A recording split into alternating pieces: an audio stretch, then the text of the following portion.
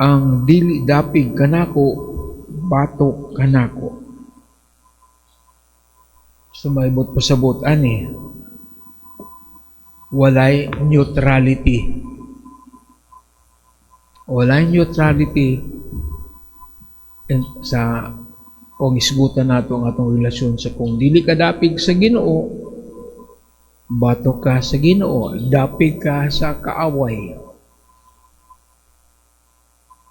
Na ano na yung mentality na di mo sila mo tuo sa Ginoo.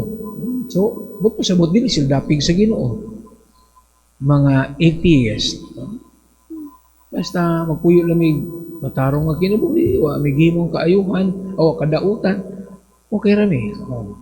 Kung dili ka dapig sa Ginoo, dapig ka sa pikas. E nga naman, ang atong tawhanon nga kinaiya, na we have a fallen nature o mahuyang yun ta. Kinahanglan nato ang gahong ang kusog sa Dios aron atong mabatok ang gahom sa gangit-ngit. Kung wala kay gahom nga gikan sa Dios,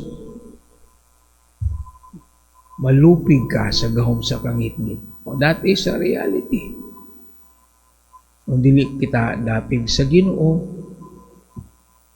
dapig kita sa kaaway ang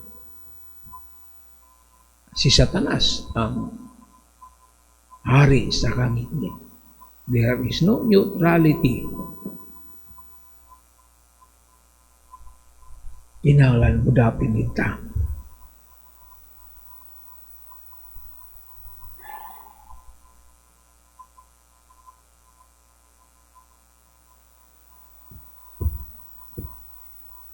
Kung dapig ka sa Ginoo, adunay kahiusahan. There is unity if we are with the side of Jesus. Kung wala ka sa Ginoo, disunity, disharmony, no harmony, division, conflict. Muna ang atong timan, example na to ang pamilya. Kung gubot ang pamilya, but pasbot, dili sila dapig sa Ginoo. Kung adunay unity, kalinaw sa pamilya, naa ang Dios. The family that prays together stays together.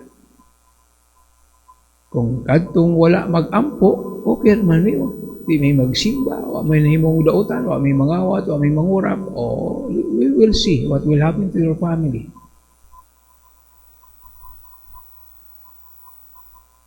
Na interesting nga akong nabasa, ang meaning ko sa devil, gikan kani sa pinulungang Griego. Devil is from the word diabilin. Diabilin, ang pasabot sa diabilin sa Griego is to scatter and to separate. Devil is to scatter and to separate. Kung ang imong pamilya na scattered, nabungkag na, that means the devil is inside. Pero if your family is united, God is in their midst. So, mo na ang kuan. Mo na ang kanang timailhan kung na ang Diyos kung kita dapig sa adunay kahiusahan, adunay kalinaw.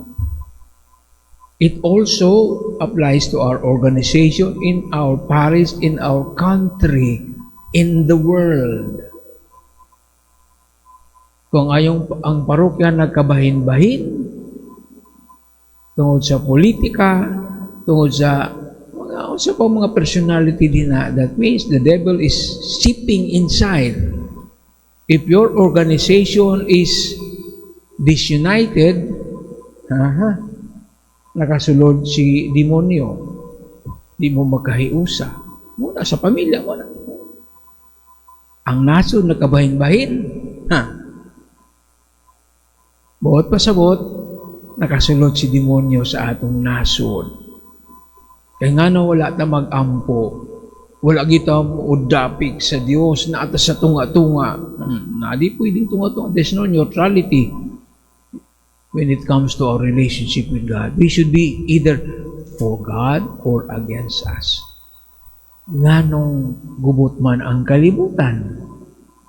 Grabe ang giyera karon sa Middle East, sa Ukraine. Nga naman, na ay mga Kristiyanos mi, pero ang ilang binuhatan dili Kristiyano. Eh, supposed to be kung Christian sila, nga nung gusto man nila giyera. Di sa may unang sabagay, ang Israel, di man na Kristiyanong Israel. Nagbumba, Amerikano, Kristiyano. Ngayon, pag ninang-usa, Katoliko ko na siya, ang Vice President, Katoliko. Pero, silang bomba. O, dagan silang mga pretext, kasi muna. That means wala ang Diyos sa atong kinabuhi. Sa atong kasi kung si pata ka ng divided ka, that means nakasulod ang demonyo sa atong kasing-kasing. No? Gigita purely for God. Check your heart sa manadya. Para sa Ginoo ba ta? Or okay raman, panagsa areta diri. No? There is no neutrality. Sinatunta nga ato ng bantayan. The devil is the one that separates, that scatters. Kung atong kinabuhi, sabog. Kanang mga adik, sabog mo na sila. Nga naman,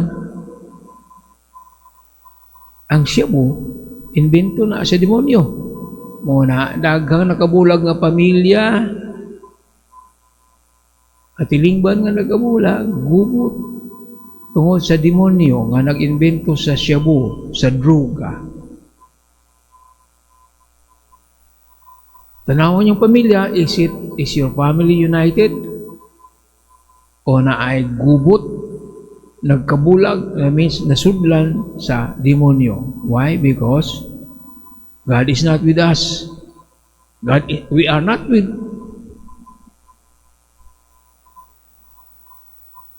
Wow, tagi mo dapit.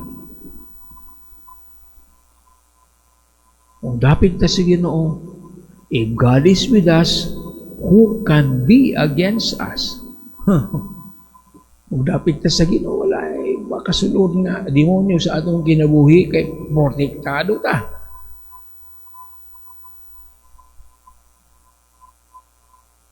So the sign of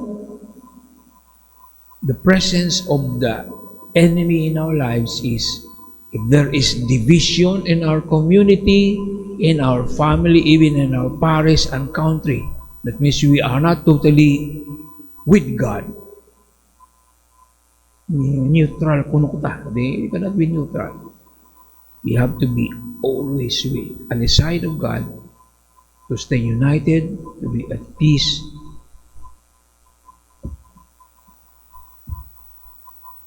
Mag-ampo kita.